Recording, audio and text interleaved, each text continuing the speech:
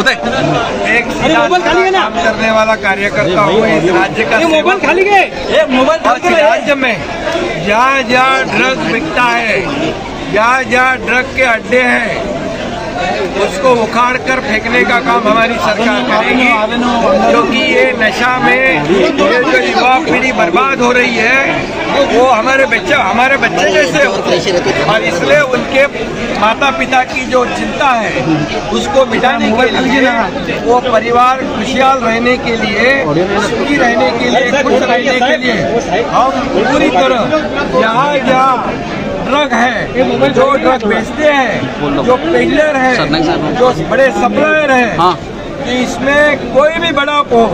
उसको हम छोड़ेंगे नहीं, बिल्कुल उसको उखाड़ के फेंकेंगे, उसको जेल के सलाखों के पीछे डाल देंगे,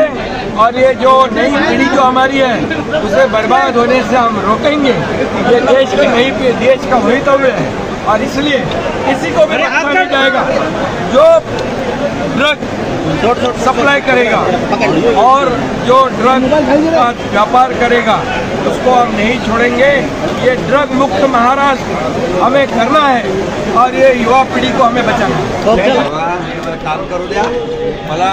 ड्रग मुक्त महाराष्ट्र करायचं आहे, पण या ड्रग्सवर कारण काय तरुण पिढी आहे, तरुण पिढी हे आम्हाला पण मुलांसारखीच आहे, त्यामुळे त्यांच्या पालकांची जी काही भावना आहे, त्यांच्या पालकांची मानसिक स्थिती जी आहे त्याचा विचार करून ही तरुण पिढी नशेच्या आहारी जाता कामा नये, हे भारताचं भविष्य आहे, त्यामुळे त्यांचं जीवन उद्ध्वस्त होऊ नये म्हणून आम्ही ड्रगवर, विकणाऱ्यांवर, ठेवणाऱ्यांवर,